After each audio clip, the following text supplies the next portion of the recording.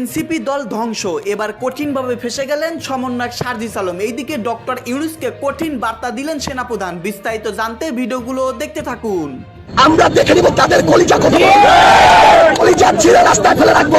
এনসিপির যে রাজনৈতিক পতন, এনসিপির যে মুখ থুবড়ে পড়া, এনসিপির যে জনসমর্থন কমে যাওয়া, সরকারের কিংস পার্টি থেকে এখন কি বলা হয় যে সরকারের শত্রু পার্টি ওয়ান কাইন্ড অফ, একটু একটু করে এনসিপি পিছিয়ে যাচ্ছে।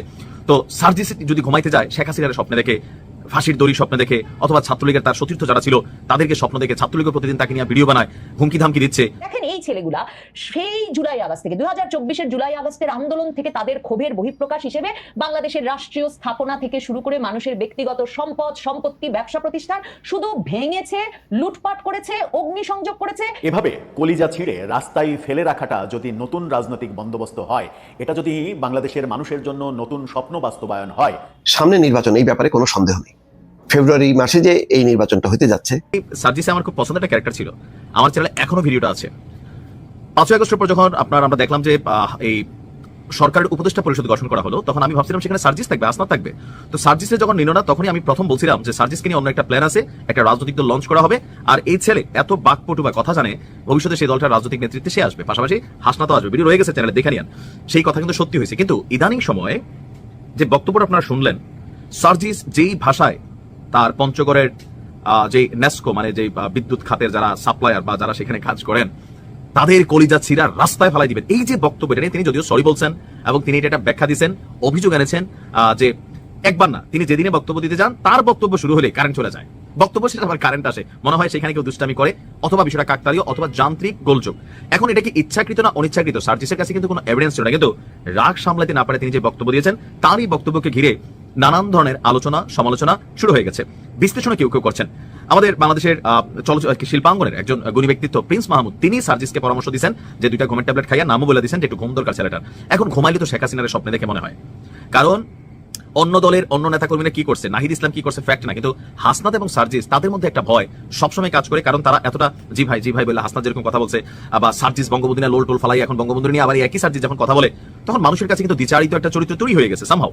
প্লাস নানান ধরনের অভিযোগ আছে। এর উপরে এনসিপির যে রাজনৈতিক পতন, এনসিপির যে মুখ থুবড়ে পড়া, এনসিপির যে জনসমর্থন কমে যাওয়া, সরকারের কিংস পার্টি থেকে এখন কি বলা হয় যে সরকারের শত্রু পার্টি ওয়ান কাইন্ড অফ, যেভাবে তারা এখন ব্যবহার করছেন, বা সরকারও যেভাবে নির্বাচন কোনোভাবে প্রতীক, সবকিছু নিয়ে একটা বিশাল দ্বন্দ্ব কিন্তু তৈরি হয়ে গেছে, এমনকি প্রতিদিন একটু একটু করে এনসিপি পিছিয়ে যাচ্ছে। তো সার্জিস যদি ঘুমাইতে যায় শেখ হাসিনার স্বপ্নে দেখে, ফাঁসির দড়ি স্বপ্নে দেখে, অথবা ছাত্রলীগের তার সতীর্থ যারা ছিল তাদেরকে স্বপ্ন দেখে ছাত্রলীগের প্রতিদিন তাকে নিয়ে ভিডিও বানায়, হুমকি ধামকি দিচ্ছে, তো স্বাভাবিকভাবে একটা মানুষ রাজনৈতিকভাবে, পারিবারিকভাবে, তারপর হচ্ছে ধরেন সবকিছু মিলিয়ে একটা স্ট্রেস পিরিয়ড কিন্তু অনেকেই পালন করছেন। আর এই পালনের মধ্যে তো একজন দুষ্টামি করে লিখছে স্বপ্নে শেখ হাসিনার দেখাই সার্জিস আসলে তার মাথাটা ইদানিং ঠিক থাকে না, যে আওয়ামী লীগ ফিরলে কি হবে। এর মধ্যে প্রধান উপদেষ্টার এক বক্তব্যকে কেন্দ্র করে তোলপাড় হয়ে গেছে। আবার ধরেন নানামুখী আলোচনা, বা বিএনপি এবং জামাতের কোন জায়গায় এনসিপিরও সার্জিসের নামে অভিযোগ আছে, তার সাথে সে ছাত্রলীগ আওয়ামী লীগ নিয়ে চলাফেরা করে, তার বিভিন্ন জায়গায়, এগুলো কিন্তু গণমাধ্যমে আসে, ফেসবুকে আপনারা দেখেন। তো আমারও মনে হয় যে সার্জিস আসলে ঘুমাইতে পারতেছেন। একটা মানুষ যদি ঠিক মতো না ঘুমায়, তো এই মানুষটা অনেকটা পাগল, বা ধরেন কিছুটা তার মস্তিষ্কে ইলুয়েশন ঘটা শুরু হয়। কারণ একটা জিনিস যখন আপনি কন্টিনিউ ভাবেন, আবার সেই পরিবেশটাই তৈরি হচ্ছে, আপনি পালাবেন কোথায়? এই যে বিদেশে মাহফুজের সাথে যা ঘটছে, আক্তারের সাথে যা ঘটছে, কখনো যদি অন্য পরিস্থিতি খারাপ, উপদেষ্টা নাকি চলে যাবে, শেখ হাসিনার ফোন কল ভাইরাল হচ্ছে, তো এই ছেলেগুলো তো ভাই স্ট্রেস নিচ্ছে, এটা সত্যি। তো স্বাভাবিকভাবে ঘুমাইতে পারতেছে না। আর যদিও ঘুমায়, শেখ হাসিনার স্বপ্ন দেখে, বা আওয়ামী লীগ যুবলীগের অনেকেরই হয়তো স্বপ্নে সে দেখে, এই ভয়টা খুব স্বাভাবিক। তবে আমারও মনে হয় সার্জিসের একটু ঘুমটুম দরকার। আর এই যে কলিজা ছিঁড়া ফালাই দিবা, তুমি যতই বক্তব্য এখন কাউন্টার দাও বাবা, মানুষের কাছে কিন্তু ওই যে সাবেক ছাত্রলীগ ফিলিংসটা যে তোমার ভিতরে কোন লেভেলে বসবাস করে বিভিন্ন সময় বোঝা যায়। কিন্তু এইবার যেটা করছো, এটা তো বাবা শেখ হাসিনা তো এই ভাষায় কথা বলে নাই, বলছে শেখ হাসিনা কি বলছে যে কলিজা খুল্লা ফালাই দেবো, তোমাদের হাতে ক্ষমতা গেলে তোমরা দেশের মানুষের কলিজা মন পছন্দ না হলেও মবের মাধ্যমে খুইলা ফেলো, অপারেশন করে খুইলা ফেলো। পাবলিক কিন্তু এখন এরকমই মনে করছে অনেক ক্ষেত্রে যে ভাই আর যাই হোক, বিএনপি ক্ষমতায় যাক, জামাত যাক, এনসিপি ওয়ালাদের ক্ষমতা নেওয়া যাবে না, কারণ এদের প্রত্যেকের বক্তব্যই কাছাকাছি লেভেলের। দুর্দিন শুরু হয়ে গেছে, আসলে ঘটনা ঘটাই দেওয়া যায়, কিন্তু সেটার পরে যেভাবে স্বাভাবিক চলাফেরা দরকার ছিল, বিএনপির বিগ্রহের দরকার ছিল না, বিগ্রহে ফেলছে একটা এক্সট্রিম লেভেলে। এখন বিএনপির প্রতীক নিয়ে টানাটানি করতেছে, তো এগুলো কি এদের সুযোগ পাইলে বললাম না যে পরিস্থিতি কোন দিকে যাবে, তখন আমরা তোমাদের পক্ষেই কথা বলবো, আমরা ভিকটিমের পক্ষে সবসময় কথা বলি। দেখেন এই ছেলেগুলা সেই জুলাই আগস্ট থেকে 2024-এর জুলাই আগস্টের আন্দোলন থেকে তাদের ক্ষোভের বহিঃপ্রকাশ হিসেবে বাংলাদেশের রাষ্ট্রীয় স্থাপনা থেকে শুরু করে মানুষের ব্যক্তিগত সম্পদ, সম্পত্তি, ব্যবসা প্রতিষ্ঠান শুধু ভেঙেছে, লুটপাট করেছে, অগ্নিসংযোগ করেছে, এখনো বলছে এটা ভেঙে দেবে, ওটা গুড়িয়ে দেবে, এর কলিজা ছিঁড়ে নেবে। কোনোখানে কোনো উৎপাদন করার বা কোনো ব্যবস্থাপনা গড়ে তোলার কোনো প্রচেষ্টা এদের মধ্যে দেখা যায়নি। মানে এরা হচ্ছে ভাত দেওয়ার মুরাদ নাই, কিল মারার গোসাই। যেই সেনাবাহিনীর প্রহরা ছাড়া জুলাই মাসে জাতীয় নাগরিক পার্টির বীর পুঙ্গব নেতারা মানে সার্জিস, হাসনাত, নাহিদ ইসলামরা একটা শহরেও ঠিকমতো সভা শেষ করতে পারছিলেন না, যাদেরকে কিনা সেনাবাহিনীর তাদের সাজোয়া যান এপিসিতে করে বাঁচিয়ে নিয়ে আসতে হয়েছিল গোপালগঞ্জ থেকে। গোপালগঞ্জে কয়েকজন মানুষকে গুলি করে হত্যার পর সেই সার্জিস আলমদের আবার গলার আওয়াজ খুব বেড়ে গেছে।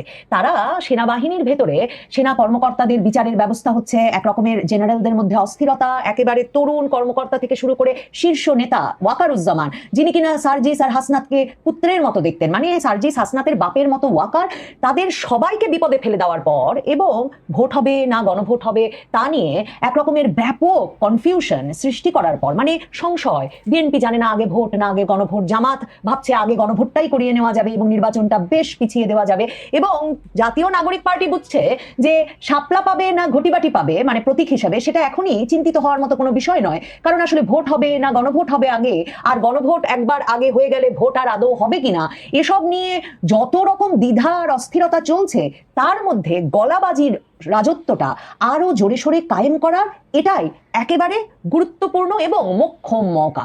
সার্জিস আলমের গলার আওয়াজ এমন বেড়েছে, আবারও এমন রক ফুলিয়ে হুমকি দিচ্ছেন, সাথে অবশ্য এখনো 100 লোক নাই, কিন্তু এমন হুমকি ধামকি দিচ্ছেন যে সারা বাংলাদেশে সব সংবাদ মাধ্যমে তিনি শিরোনাম হয়েছেন। কারণ তিনি বলেছেন পঞ্চগড়ে তার জনসভায় বিদ্যুৎ চলে গেল কেন, এখন সেখানকার বিদ্যুৎ বিতরণ সংস্থা নেসকোর কর্মকর্তা কর্মচারীদের কলিজা ছিঁড়ে তিনি নাকি রাস্তায় ফেলে রাখবেন। প্রথম আলোতে শিরোনাম হয়েছে পঞ্চগড়ে এনসিপির কর্মসূচিতে বিদ্যুৎ বিভ্রাট, নেসকোর কর্মকর্তাদের কলিজা ছিঁড়ে ফেলার হুমকি সার্জিসের। বাংলাদেশের কি দিন এসেছে যে রীতিমতো পত্রিকায় এখন রাজনৈতিক নেতা সার্জিস আলম, আমাদের বাংলাদেশের তরুণ বিপ্লবী নেতা, তার ভাষা পুরোটা লেখা যাচ্ছে না বলে ডট ডট ডট দিয়ে পত্রিকার রিপোর্ট করতে হচ্ছে। এটা আমার দেখা এই প্রথম উদাহরণ, তাই এতে বিস্ময় না প্রকাশ করে পারলাম না। সার্জিস আলমের ভাষ্য তুলে ধরতে গিয়ে প্রথম আলো লিখছে, বক্তব্য দেওয়ার সময় বিদ্যুৎ চলে যাওয়ায় জাতীয় নাগরিক পার্টির উত্তরাঞ্চলের মুখ্য সংগঠক সার্জিস আলম ক্ষিপ্ত হয়ে বলেছেন, এর আগেও পঞ্চগড়ে এনসিপির প্রোগ্রাম চলাকালে বিদ্যুৎ গেছে, নেসকোর যে মালিক তাকে এবং তার বাপকে জবাব দিতে হবে প্রোগ্রাম চলাকালে এটা হয় কেন। একদিন হইতো, 2 দিন হইতো, কিচ্ছু বলতাম না, 3 দিনের 3 দিনই এটা হইছে। যারা এটা করছে তারা হচ্ছে রাজনৈতিক ডট ডট ডট। এই রাজনৈতিক দেউলিয়াদের আমরা দেখে নিব তাদের কলিজা কত বড় হয়েছে, কলিজা ছিঁড়ে রাস্তায় ফেলে রাখবো। কি মানে অসাধারণ দিক নির্দেশনামূলক ভাষা এবং কি দিক নির্দেশনামূলক বিপ্লবী বয়ান আসলে হাজির করছেন। এবং এই যে কোটা না মেধা, মানে সার্জিস আলম রা যে কত একটা ভয়মুক্ত বৈষম্যমুক্ত সমাজ প্রতিষ্ঠা করতে যাচ্ছেন তার এক অনন্য উদাহরণ আসলে এই বক্তৃতা। প্রথম আলো আবার তার প্রতিবেদনের শেষে লিখছে, সংবাদের সূচনা অনুচ্ছেদে ডট ডট ডট চিহ্নিত শব্দটি প্রকাশযোগ্য না হয় এটি পরিহার করা হলো। এখন সার্জিস আলম বলতে পারে যে তুই সাংবাদিক, তোর কত বড় সাহস, তুই আমার শব্দ ডট ডট ডট দিয়ে প্রতিস্থাপন করেছিস, তোরও আমি কলিজা ছিঁড়ে ফেলবো। এই সার্জিস আলমরা আসলে ভাবছেন এটাই যে দেশটা তাদের বাপের।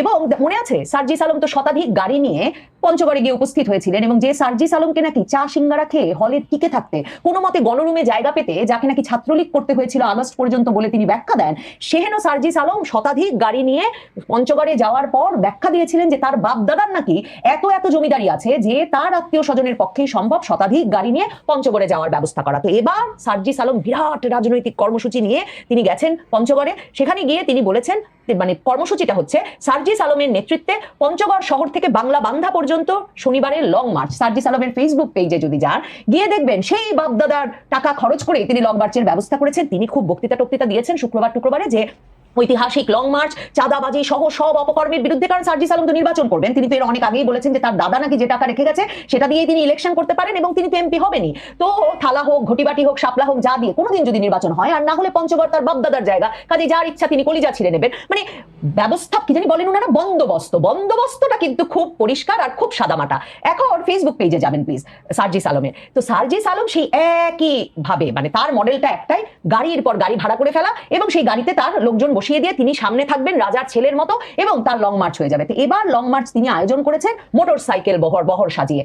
এবং আমার ধারণা জাতীয় নাগরিক পার্টি এনসিপিও সার্জিস আলমের এহেন জনসংযোগ কর্মসূচি দেখে মানে একরকম লজ্জাও পেয়েছেন এবং বুঝতে পেরেছে যে একে ঠিক জনসংযোগ কর্মসূচি বলা যাচ্ছে না। তাদের পেজে সার্জিস আলমের এই লং মার্চ, পঞ্চগড় শহর থেকে বাংলা বান্ধা পর্যন্ত লং মার্চের কোনো ছবি বা ভিডিও দেখতে পাচ্ছি না, সার্জিস আলম দিয়েছেন। এবং আপনারা দেখতে পাচ্ছেন যে এই ভিডিওতে মানে লাইন ধরে ধরে ওই যে সার্জিস আলমের বাপদাদার টাকায় ভাড়া করা করা মোটরসাইকেলে দুজন দুজন করে বসে আছেন, হেলমেট টেলমেট মাথায় নাই। তার মানে সার্জিস আলম পঞ্চগড়ে একটা মাস্তান বাহিনী গড়ে তুলেছেন এবং সেই মাস্তান বাহিনী দিয়ে তিনি আসলে জানেন তার যার কলিজা ছিঁড়ে ফেলতে ইচ্ছা করবে তিনি তার কলিজা ছিঁড়ে ফেলবেন। দেখেন এই ছেলেগুলা সেই জুলাই আগস্ট থেকে 2024-এর জুলাই আগস্টের আন্দোলন থেকে তাদের ক্ষোভের বহিঃপ্রকাশ হিসেবে বাংলাদেশের রাষ্ট্রীয় স্থাপনা থেকে শুরু করে মানুষের ব্যক্তিগত সম্পদ সম্পত্তি ব্যবসা প্রতিষ্ঠান শুধু ভেঙেছে, লুটপাট করেছে, অগ্নিসংযোগ করেছে, এখনো বলছে এটা ভেঙে দেবে, ওটা গুড়িয়ে দেবে, এর কলিজা ছিঁড়ে নেবে।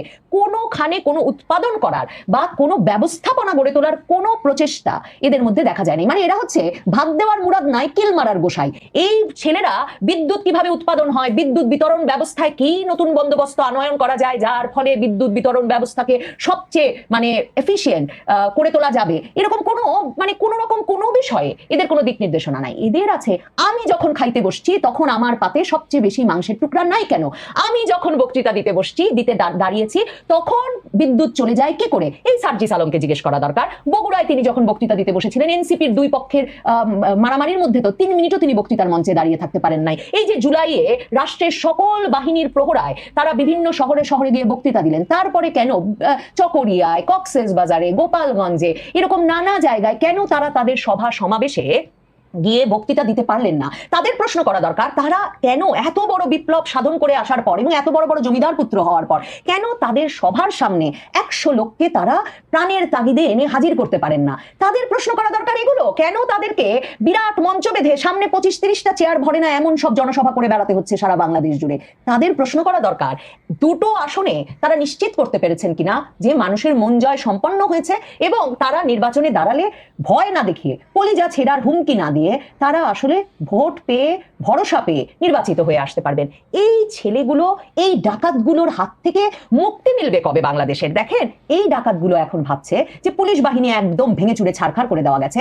এখন যেই সেনা প্রধানকে এতদিন বাপ ডেকেছেন, যেই সেনা প্রধান বাপের কাজ করে গুলি চালিয়ে পিসি দিয়ে এদের রক্ষা করে এনেছে, ভাবছে এখন এই সেনাবাহিনীতে গ্যাঞ্জাম লেগে গেছে। ঠিক যেমন শেখ হাসিনার ছায়াতলে গিয়ে আশ্রয় নিয়েছিল, ঠিক যেমন ছাত্রলীগের সাদ্দামদের পায়ের কাছে ঘুরঘুর করে বেড়াতো সে আওয়ামী লীগ আমলে, ঠিক তেমনি এখন সেই দুর্দিনে আবার তাদের গলার আওয়াজ খুব ফুলে ফেপে উঠেছে। সার্জিস আলমরা ভাবছেন দেশের মধ্যে অনিশ্চয়তা যত বাড়ে তাদের জমিদার পুত্রগিরি দেখানোর সুযোগ বাড়ে তত। কিন্তু বাংলাদেশের ইতিহাস বলে সামনে যদি 100 লোক প্রাণের তাগিদে জড়ো না হয় তাহলে দিনের পর দিন এই মব বাজি চালিয়ে যাওয়া খুব মুশকিল। কাজেই সার্জিস আলম কতদিন তার বাপদাদার টাকা খরচ করে কয়েকশো মোটরসাইকেল নিয়ে জনসভা করে বাংলাদেশে বেরিয়ে এমপি হওয়ার স্বপ্ন দেখতে পারেন সেটা দেখবার জন্য অপেক্ষা করতে হবে। অনেকেই বলেন দিন ফুরিয়ে গেছে। আমার কেন যেন সার্জিস আলমের আজকের কথা শুনে মনে হলো তারা ভাবছেন সামনে বড় অস্থিরতা আসছে, তাদের দিন আবার এভাবে কলিজা ছিঁড়ে রাস্তায় ফেলে রাখাটা যদি নতুন রাজনৈতিক বন্দোবস্ত হয়, এটা যদি বাংলাদেশের মানুষের জন্য নতুন স্বপ্ন বাস্তবায়ন হয়, তাহলে বলার কিছু নেই। এভাবেই কি নতুন রাজনৈতিক বন্দোবস্ত প্রতিষ্ঠিত হবে বাংলাদেশে? এটাই কি রাজনৈতিক কালচার হবে? যে রাজনৈতিক কালচারগুলো পুরনো, জরাজীর্ণ, শীর্ণ, মরিচা পড়া, সেই রাজনৈতিক কালচারগুলোকে আমরা দূরে ঠেলতে চাই, ঘৃণা করতে চাই, অচ্ছুত খারাপ বলে ফেলে দিতে চাই, সেগুলো থেকে মুক্তি পেয়ে আমরা যখন নতুন রাজনৈতিক বন্দোবস্ত, শিষ্টাচারের রাজনীতি, সহমর্মিতার রাজনীতি, সেই রাজনীতি প্রতিষ্ঠিত করার স্বপ্ন দেখছি, তখন সার্জিস আলম মানুষের কলিজা ছিঁড়ে টেনে রাস্তায় ফেলে দেওয়ার হুমকি দিচ্ছেন। একটু বেশি উত্তেজিত হচ্ছেন কি? একটু বেশি কি পারদ গরম হয়ে গেছে? কিংবা ক্ষমতায় না যেতেই ক্ষমতা উপভোগ করার ব্যাপারটা হয়ে গেছে? আদতে কি বোঝাতে চাইলেন সার্জিস আলম? কি